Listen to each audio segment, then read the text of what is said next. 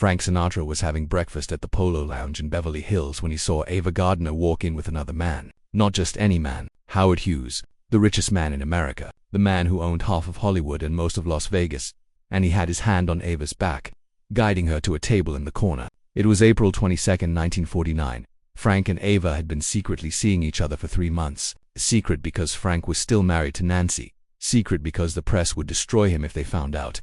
A secret because Ava had made it clear she didn't want to be known as the woman who broke up Frank Sinatra's marriage. But apparently, the relationship wasn't secret enough to stop her from having breakfast with Howard Hughes. Frank watched them sit down, watched Hughes pull out Ava's chair, watched Ava laugh at something Hughes said, watched Hughes lean in close, too close, the way a man leans in when he's not just having a business conversation. Frank's grip on his coffee cup tightened. The two men he was having breakfast with, both executives from MGM, stopped talking and followed Frank's gaze. "Is that Ava Gardner?" one of them asked. Frank didn't answer. He just stood up, threw his napkin on the table, and walked across the restaurant. He didn't have a plan, didn't think about what he was going to say. He just walked straight to their table. Ava saw him coming. Her eyes went wide. She knew that look on Frank's face. She had seen it before when she talked to other men at parties, when directors got too friendly on movie sets, when waiters paid her too much attention. Frank Sinatra was possessive, violently possessive, and right now, he was about 30 seconds away from making a scene. "Frank," Ava said,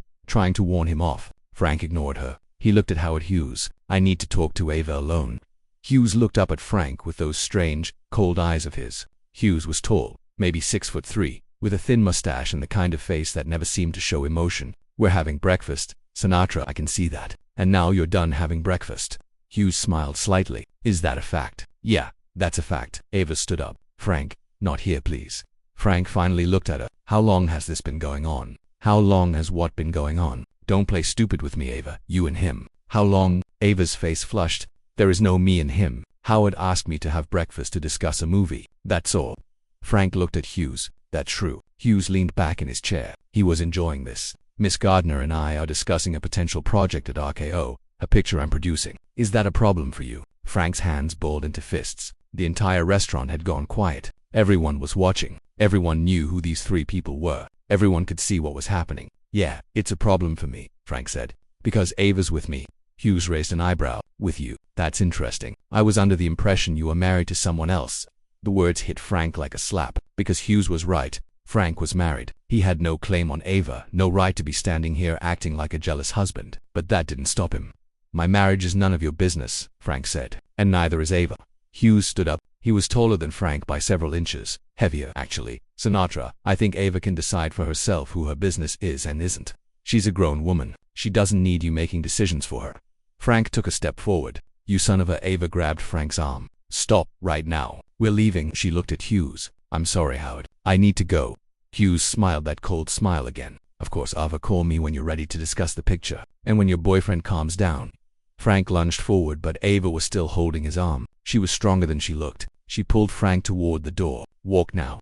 Frank let her pull him. They walked through the restaurant, past the staring faces, past the 2 MGM executives who Frank had abandoned, past the Mata D who looked horrified. They walked outside into the bright California sun. As soon as they were on the sidewalk, Frank spun to face Ava. "What the hell was that? What the hell was that?" Ava shot back. "You just made a scene in the Polo Lounge. You just threatened Howard Hughes. Do you have any idea what you've done?" "I know exactly what I've done. I stopped you from having breakfast with another man." Ava laughed. It was a harsh, angry laugh. "You've stopped me. Frank, you don't own me. You don't get to decide who I have breakfast with." "The hell I don't." "We're together, Ava." "Are we?" "Because last I checked, you're still living with your wife. You're still going home to Nancy every night. You're still playing the devoted husband and father for the newspapers. So tell me, Frank, what exactly are we?" Frank didn't have an answer for that. Because she was right. They were in a relationship that existed in the shadows, in hotel rooms and late-night phone calls and stolen moments. But it wasn't real. Not in the way that mattered. Not in the way that gave Frank any right to act like he just acted.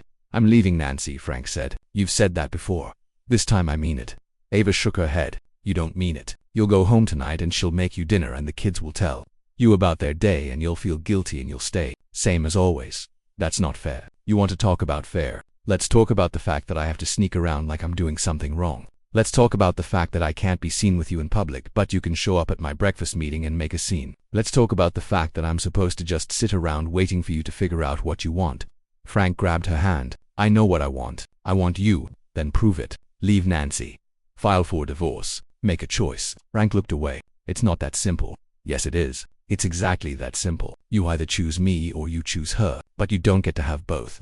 They stood there on the sidewalk outside the Polo Lounge, two of the most famous people in Hollywood, arguing like teenagers. What were you doing with Hughes? Frank asked. I told you, he wants me for a movie. That's all it was. Ava pulled her hand away. What are you asking me, Frank? I'm asking if you're seeing him, if you're sleeping with him. Ava's eyes flashed with anger. How dare you? How dare you accuse me of that when you're the one who goes home to another woman every night? That's different. How is it different? Because Nancy is my wife. I have obligations. I have children. I can't just walk away. But I'm supposed to just sit around being faithful to a married man. Is that what you expect? Frank didn't answer. Because he did expect that. He expected Ava to wait for him, to be there when he wanted her, to not see other men, and the hypocrisy of it was suddenly very clear. I'm not sleeping with Howard Hughes, Ava said quietly. He asked me to breakfast to discuss a movie. That's the truth. But Frank, even if I was, you wouldn't have the right to be angry, because you don't get to set rules for me that you're not willing to follow yourself. Frank felt something crack inside him, because she was right about all of it. I'm sorry, he said. For what? For making a scene, for accusing me, for being married but acting like you're not, for all of it. Ava looked at him. We really looked at him, at the desperation in his eyes, at the way he was standing there like a lost child. Frank, I love you. God help me. I do, but I can't keep doing this. I can't keep being the other woman. I can't keep sneaking around. I can't keep waiting for you to decide I'm worth leaving your wife for. You are worth it, Frank said. Then do it. Leave her today, right now. Go home, pack your things, and leave. Frank's stomach twisted. I need time. How much time? I don't know. A few months. Maybe a year. Ava laughed that harsh laugh again. A year? You want me to wait a year while you figure out how to leave your wife? And during that year, what am I supposed to do? Just not live my life? Not accept movie offers from men like Howard Hughes because you might get jealous? I didn't say that. You didn't have to. The way you acted in there said it all. Ava started walking toward her car. Frank followed her. Ava, wait. She stopped and turned around. What? Frank, what else is there to say? Don't do the movie with Hughes. Why not? Because he's not interested in you for your acting. He's interested in you for the same reason every other man in Hollywood is interested in you, and I don't want you around him. Ava walked back to Frank. She got right in his face. You don't get to tell me what to do. You don't get to decide what movies I make. You don't get to control my life. And if you try, if you keep acting like this, I'm done. Not just done waiting for you to leave Nancy, done with you completely. Do you understand? Frank understood, but understanding and accepting were two different things. I can't lose you, Ava. Then don't give me a reason to leave. She got in her car and drove away. Frank stood on the sidewalk, watching her go. He felt like he had just lost a fight. Maybe because he had. He walked back to his car. His hands were shaking. He sat in the driver's seat and gripped the steering wheel, trying to steady himself. He thought about going home to Nancy. Thought about sitting at the dinner table with his children. Thought about sleeping in his bed next to a woman he didn't love anymore. And then he thought about Ava. About her with Howard Hughes. About her with any other man who might show interest. About losing her because he was too much of a coward to leave his marriage. Frank started the car and drove. Not home. Not to the studio. He drove to his lawyer's office in downtown Los Angeles. He walked in without an appointment. His lawyer, a man named Henry Jaffe, was surprised to see him. Frank, I wasn't expecting you. I want to file for divorce, Frank said. Henry blinked. From Nancy? No, from my other wife. Yes, from Nancy. I want to file today. Henry gestured to his office. Come in. Sit down. Let's talk about this. They sat. Henry pulled out a notepad. Are you sure about this, Frank? Divorce is, I'm sure.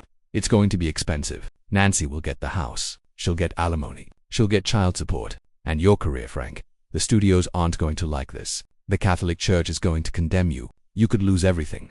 I don't care. Yes, you do. But you care about Ava Gardner more. That's what this is about, isn't it? Frank didn't answer. He didn't have to. Henry sighed. Okay, if this is what you want, I'll start the paperwork. But Frank, once we file, there's no going back. Nancy's going to be hurt. Your kids are going to be hurt. And Ava, there's no guarantee she'll even marry you after all this. I know, Frank said. But I have to try. Because if I don't, I'm going to lose her. And I can't lose her, Henry. I just can't.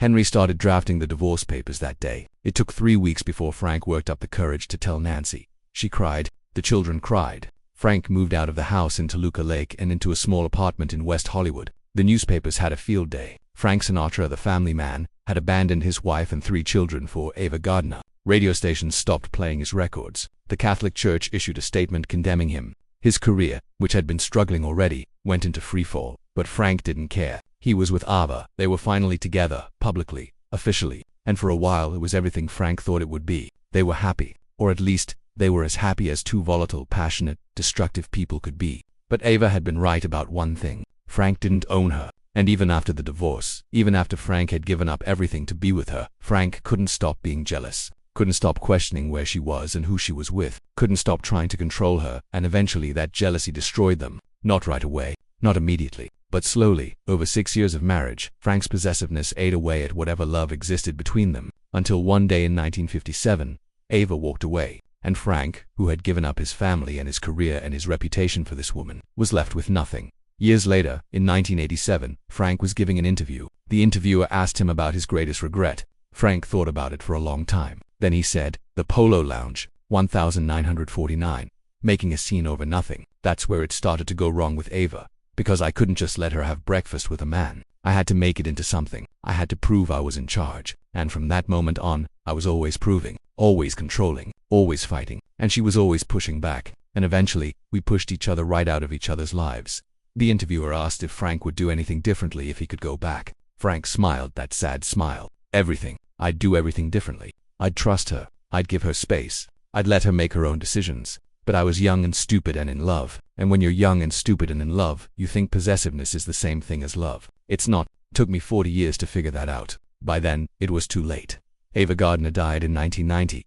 Howard Hughes had died 14 years earlier. In 1976, the movie Hughes had wanted to discuss with Ava that day at the Polo Lounge never got made. Maybe because Ava turned it down. Maybe because Hughes moved on to other projects. Or maybe because after Frank's scene, Hughes decided Ava Gardner wasn't worth the trouble. Whatever the reason, that breakfast meeting Frank interrupted ended up meaning nothing.